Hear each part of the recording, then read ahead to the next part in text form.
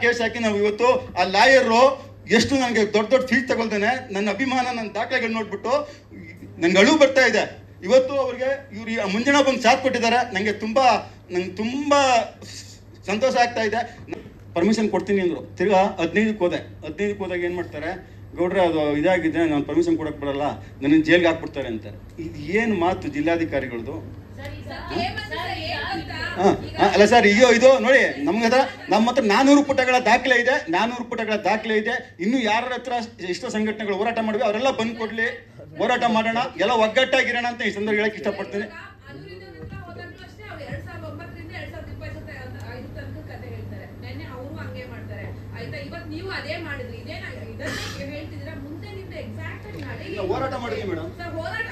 ಅಮ್ಮ, ನೀವು ಹೇಳಿದ ಕರೆಕ್ಟ್. ಈಗ ಮೊದಲನೇದಾಗಿ ಕಾರ್ತಿಕ್ ಮಾತಾಡಿದ್ದೀನಿ. ಇಲ್ಲ ಕಾರ್ತಿಕ್ನ ಯಾರು ಭೇಟಿ ಮಾಡಿ ಕಾರ್ತಿಕ್ನ 20 ಗಂಟೆ ಯಾರು ಭೇಟಿ ಆಗಿರಲಿಲ್ಲ. ನಾನು ನಿನ್ನೆ ಭೇಟಿ ಆಗಿದ್ದೀನಿ.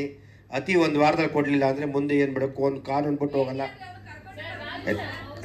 ಇಲ್ಲ, ಇವು ಕಾರ್ತಿಕ್ಕು ನಿನ್ನೆ ದೇವಸ್ಥಾನಕ್ಕೆ ಪೂಜೆ ಕೊಟ್ಟಿದ್ದಾರೆ ಅಂತ ಫ್ಯಾಮಿಲಿ ಹೋದರು, ಹೇಳ್ಬಿಟ್ಟೋದ್ರು. ನಾನು ಅದಕ್ಕೆ ಮಾತಾಡಿದೆ, 1 ವಾರ ಟೈಮ್ ತೊಗೊಂಡಿದ್ರೆ ಅದನ್ನು ಮಾತಾಡ್ತೀನಿ. ಆಮೇಲೆ ದಯವಿಟ್ಟು ನನ್ನ ಆರಕ್ಷಕರಲ್ಲಿ ಪೊಲೀಸ್ ಡಿಪಾರ್ಟ್ಮೆಂಟ್ ಮನವಿ ಮಾಡ್ತೀನಿ, ಸುಮ್ಮನೆ ದಯವಿಟ್ಟು ರಾಜು ಗೌಡ್ರಾಗಲಿ ಯಾರೇ ಆಗಲಿ ಕರೆಸಿ ದಯವಿಟ್ಟು ಇದು ಮಾಡಬೇಡಿ, ಸುಮ್ಮನೆ ತೊಂದರೆ ಕೊಡಿ. ಯಾರು ಇಲ್ಲಿ ಬೇರೆ ರೀತಿ ಇಲ್ಲ, ಅಭಿಮಾನಿಗಳೇ ಹೊರತು ಬೇರೆ ರೀತಿ ಇಲ್ಲ. ನಿಮ್ಮಲ್ಲಿ ಕೈ ಮುಗಿದು ಕಳ್ಕೊಳ್ಳಿ ನಮನೆ ಮಾಡ್ತೀನಿ. ಈ ವಿಷಯದಲ್ಲಿ ವಿಷ್ಣು ಸರ್ ವಿಷಯದಲ್ಲಿ ದಯವಿಟ್ಟೆಲ್ಲ ಪ್ರೋತ್ಸಾಹ ಕೊಡಿ ಅಂತ ಕೇಳ್ಕೊತೀನಿ. ಕಾನೂನು ಚೌಕಟ್ಟಲ್ಲಿ ದಯವಿಟ್ಟು ಮಾತ್ರ, ಬೇರೆ ಬೇಡ. ನಾನು ದಯವಿಟ್ಟು ಇನ್ನು ಮುಂದಕ್ಕೆ ಅತಿ ಶೀಘ್ರದಲ್ಲಿ ಇದನ್ನು ನಮ್ಮ ಸುದೀಪ್ ನೇತೃತ್ವದಲ್ಲಿ ಅವರೇ ಮಾಡಲಿ, ಅವರಿಂದ ನಾವಿರ್ತೀವಿ. ಒಟ್ಟಲ್ಲಿ ಯಾರು ಮಾಡ್ತಾರೆ ಮುಖ್ಯ ಅಲ್ಲ, ವಿಷ್ಣು ಸೇನಾ ಸಮಿತಿ ಅಂತಿಮ ಕ್ರಿಯೆ ಅಲ್ಲೇ ಆಗಬೇಕು ಅಂತ.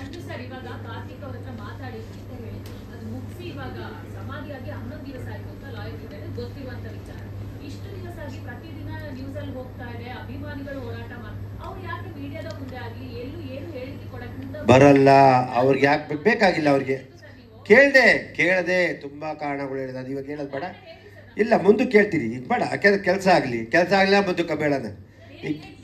ಹಾಂ, ಯಾವ ಥ್ರೆಟ್ಟು ಇಲ್ಲ, ಹಣದ ಮುಂದೆ ಯಾವುದೂ ಇಲ್ಲ. ಅಂದರೆ ಅವರು ಈ ವಿಷಯದಲ್ಲಿ ಕಾಸು ಕೇಳಲಿಲ್ಲ, ಅಷ್ಟು ಮಾತ್ರ ಗ್ಯಾರಂಟಿ ಕೊಡ್ತೀನಿ. ನಾನು ಹೇಳ್ದೆ ಬಾಯ್ಬಿಟ್ಟು, ನೀನು ಏನು ಬೇಕು ಕೇಳು, ಏನು ಬೇಕು ಕೇಳು ಅಂತ ಕೇಳಿದೆ. ಏನು ಬೇಕು ಅಂದರೆ ಹಣ ಅಂದರೆ ನಾನು ಮಾತಾಡೋಂತ ಇಲ್ಲ ಅಂದರೆ ಇರಲಿ, ಯಾವುದೇ ಮನುಷ್ಯನ ಏಕ್ತಮ್ ನಾವು ಕಳೆಯೋದು ಬೇಡ.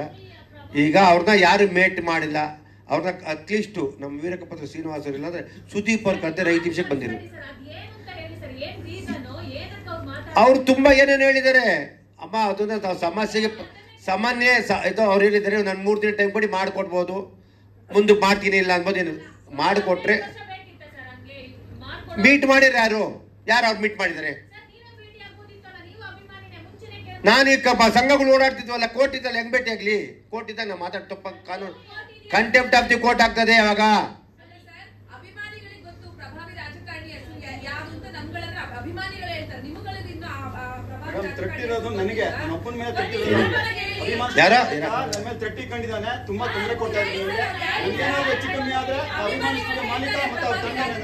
ಯಾರು ಪ್ರಭಾವಳಿ ರಾಜಕಾರಣಿ? ಇಲ್ಲ ಯಾವ ರಾಜಕಾರಣಿ ಈ ವಿಷಯದಲ್ಲಿ ರಾಜಕಾರಣಿಗರು ಬರಲ್ಲ. ವಿಷ್ಣು ಸರ್ ವಿಷಯದಲ್ಲಿ ಬರಲ್ಲ. ಯಾರು ಹೇಳಪ್ಪ? ಗೊತ್ತಿರೋದು ಗೊತ್ತಿಲ್ಲ ಅಂದ್ರೆ ಊಹೆ. ಇಷ್ಟೊಂದು ಮುಂದುವರಿಬೇಕು ಅಂದ್ರೆ ಡೆಮಾಲಿಶ್ ಮಾಡೋ ಸ್ಟೇಜ್ ಬರ್ತಾನೆ ಅವನು ಅಂದ್ರೆ ಏನ್ ಕಾರಣ ಸರ್? ಏನ್ ಅಭಿಮಾನ ಆಯ್ತು ಅವನಿಗೆ? ಊಹೆ. ಹೌದು ಮೇಡಮ್, ನನ್ನ ಮೇಲೆ ಇಲ್ಲ ಸಲ್ಲದ 6 ಕೇಸ್ಗಳಾಗಿ ಒಂದು ಕೇಸ್ಗೂ ಎವಿಡೆನ್ಸ್ ಕೊಡಕ್ಕೆ ಅವ್ನಿಗೆ ಯೋಗ್ಯತೆ ಇಲ್ಲ. ಯಾರಿಗೆ? ಕಾರ್ತಿಕ್ಗೆ ಒಂದು ಎವಿಡೆನ್ಸ್ ಕೊಡಕ್ಕೆ. ಒಂದು 8-9 ತಿಂಗಳಿಂದ ಅಲಿತಾ ಇದೀವಿ ನಾವು. ಒಂದು ಎವಿಡೆನ್ಸ್ ಕೊಟ್ಟಿಲ್ಲ, ಕೇಸ್ ವಾಪಸ್ ತಗೊಳ್ತಾನೆ. ಯಾಕೆ? ನಾನು ಕಳ್ತನ ಮಾಡಿದಿನ, ದರೋಡೆ ಮಾಡಿದಿನ, ಮಾಡ್ಲಿ, ಕೋರ್ಟ್ ಪ್ರೂವ್ ಮಾಡ್ಲಿ. ನಾನು ಹೋರಾಟ ಮಾಡಿರೋ ದಾಖಲೆಗಳನ್ನ ನಾನು ಪ್ರೂವ್ ಮಾಡ್ತೀನಿ. ಎದುರಿಸಿ ಈ ತರ ಥ್ರೆಟ್ ಮಾಡ್ತಾನೆ, ನಾನು ಸೋಲಿಸ್ಬೋದು ಅಂತ. ನಾನು ಸೋಲೋ ಮಗ ಅಲ್ಲ. ನನ್ನ ಅಪ್ಪಟ ವಿಷ್ಣುವರ್ಧನ್ ಅಭಿಮಾನಿ. ನನ್ನ ಶತ್ರು ಪರವಾಗಿಲ್ಲ. ನಾನು ಏನಾದರೂ ಪ್ರಾಣಕ್ಕೆ ಕಂಟಕವಾದರೆ ಅಭಿಮಾನ ಸ್ಟುಡಿಯೋ ಮಾಲೀಕ ಅವ್ರ ತಂಡದ 6 ಜನ ಮೇಲೆ ನಾನು ಕಂಪ್ಲೇಂಟ್ ಕೊಟ್ಟಿದ್ದೀನಿ. ಮತ್ತೆ FIR ಆಗಿದೆ ನನ್ನ ಮೇಲೆ. ಹಂಗೆ ಅದೇನು ಹೇಳ್ಬೋದು, ಮುಂಜಾನೆ ಪಾಪ ನೀನೇ ಹೇಳ್ಕೊಂಡಿರ್ಬೋದು. ಯಾಕೆ ಇವೆಲ್ಲ ಅಭಿಮಾನಿಗಳು ಹೋರಾಟ ಮಾಡ್ತಾ ಇದ್ದಾರೆ ರಾಜ್ಯಾದ್ಯಂತ. ಮತ್ತೆ ಅವ್ನಿಗೆ ಇವಾಗ ಎದೆ ಡವ ಅಂತ ಇರಬೇಕು. ಅದಕ್ಕೆ ಅಣ್ಣ ನಾನು ಕೊಡ್ತೀನಿ ಅಂತ ಏನೋ ಹೇಳಿರ್ಬೋದು. ಕೊಟ್ಟು ಸಂತೋಷ, ನನಗಿಂತ ಖುಷಿ ಪಡೋದು ಯಾರಿಗೂ ಇಲ್ಲ. ನನಗೆ ಖುಷಿ ಪಡೋದು. ಆದರೆ ಇದರ ಹಿಂದೆ ಅವನು ಆ ಡೆಮಾಲಿಶ್ ಮಾಡೋ ಸ್ಟೇಜ್ಗೆ ಬರ್ತಾನೆ ಅಂತಂದ್ರೆ ಅವನ ಹಿಂದೆ ದೊಡ್ಡ ಕೈವಾಡವಿದೆ. ನಾನು ಇವಾಗಲೂ ಹೇಳ್ತೀನಿ, ಮುಂದಕ್ಕೂ ಹೇಳ್ತೀನಿ. ದೊಡ್ಡ ಕೈವಾಡವಿದೆ. ಆ ಸಮಾಧಿ ಅಷ್ಟು ಸುಲಭವಾಗಿ ಪ್ರಪಂಚದಲ್ಲೇ ಯಾವುದೇ ಒಬ್ಬ ಮೇರು ನಟನ ಸಮಾಧಿನ ಅವ್ನು ಧ್ವಂಸ ಮಾಡ್ತಾನೆ ಅಂದ್ರೆ ಅವನ ಹಿಂದೆ ಒಂದು ದೊಡ್ಡ ಕೈವಾಡವನ್ನಿದೆ. ಒಬ್ಬ ಯಾರು ರಾಜಕಾರಣಿಗಳಿದ್ದಾರೆ, ಇಲ್ಲಿ ಯಾರೋ ಬಿಲ್ಡರ್ಸ್ ಇದ್ದಾರೆ ಅಂತ ಹೇಳಿ ನನ್ನ ನೇರವಾಗಿ ಆರೋಪ ಮಾಡ್ತಾ ಇದ್ದೀನಿ.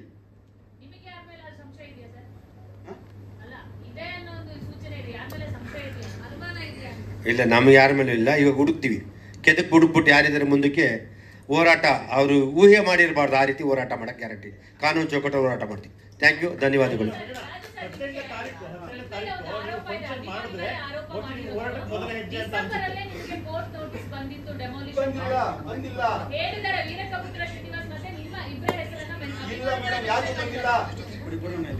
ಯಾರಿಗೂ ಬಂದಿಲ್ಲ. ನಾನು ಕಾಲ್ ರೆಕಾರ್ಡಿಂಗ್ ಮಾಡ್ಕೊಂಡಿದ್ದೀನಿ. DC ಇರ್ಬೋದು, ಈ ವಿಶೇಷ ನಗರ ಜಿಲ್ಲಾ ತಾಲೂಕು ಆಫೀಸ್ ಇರ್ಬೋದು ಮಾಡ್ಕೊಂಡಿದ್ದೀನಿ. ಅವ್ರಿಗೆ ಮಾಹಿತಿ ಇಲ್ಲ, ರಾಜಗೌಡ ನಮ್ಮ ಪಾರ್ಟಿನೂ ಮಾಡಿಲ್ಲ, ನಮ್ಗೆ ಮಾಹಿತಿ ಬಂದಿಲ್ಲ ಅಂತಾರೆ.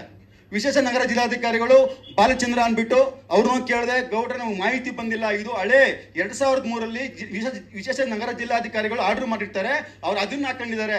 ವಿಶೇಷ ನಗರ ಜಿಲ್ಲಾಧಿಕಾರಿಗಳು 2014ರಲ್ಲಿ ಕ್ಲೋಸ್ ಆಯ್ತು, ನಮ್ಗೆ ಅಧಿಕಾರ ಇಲ್ಲ. ಚೀಫ್ ಸೆಕ್ರೆಟರಿ ಹಾಕೊಂಡಿದ್ದಾರೆ.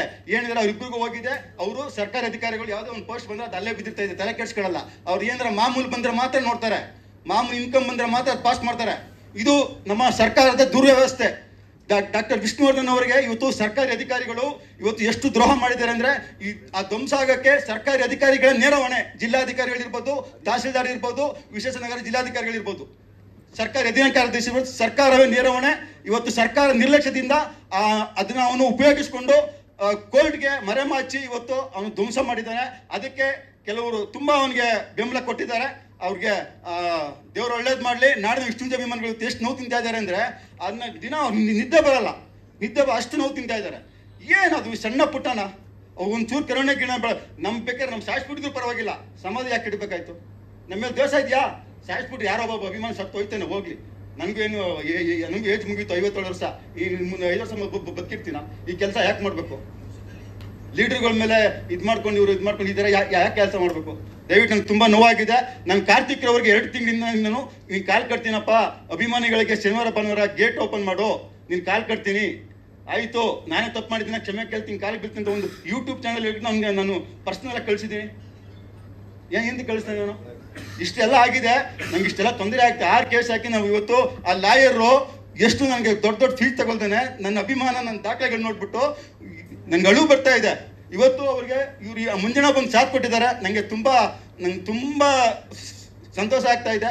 ನನ್ಗೆ ಏನು ಹೇಳ್ಕೊಳಕ್ ಆಗ್ತಾ ಇಲ್ಲ. ನಾನು ಎಷ್ಟು ನೋವು ತಿಂತಾ ಇದ್ದೀನಿ ನನಗೆ ಗೊತ್ತು. ನನಗೆ ಎಷ್ಟು ಕಷ್ಟ ಕೊಡ್ತಾ ಇದ್ದೀನಿ ಅವ್ನ ಅಭಿಮಾನ ಸ್ಟುಡಿಯೋ ಮಾಲೀಕ ನನಗೆ ಅಂದ್ರೆ, ಕೇಸ್ ಮೇಲೆ ಕೇಸ್ ಹಾಕಿ ನಮಗೆ ಇವತ್ತು ಮಾಡ್ಲಿ ಎಷ್ಟು ಮಾಡ್ತಾನೆ ಮಾಡಲಿ, ದೇವರು ಒಳ್ಳೇದು ಮಾಡಲಿ ಅವನಿಗೆ.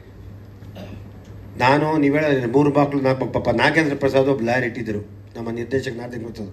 ಅವ್ರಿಗೆ ಕೂಡಲೇ ಬಂದಾಗ, ಅಣ್ಣ ದಯವಿಟ್ಟು ನಿಮ್ಮ ಜೊತೆಲಿ ಇರ್ತೀವಣ್ಣ, ಆ ಸಮಾಧಿ ವಿಷಯದಲ್ಲಿ ನಾನು ಯಾವಾಗ ಜೊತೆಲಿ ಇರ್ತೀನಿ ಅಂತ. ಪಾಪ ಅವ್ರ ಆ್ಯಕ್ಚುಲಿ ಇವತ್ತು ಬರಬೇಕಾಯ್ತು, ಔಟ್ ಆಫ್ ಸ್ಟೇಷನ್ಗೆ ಹೋದರು.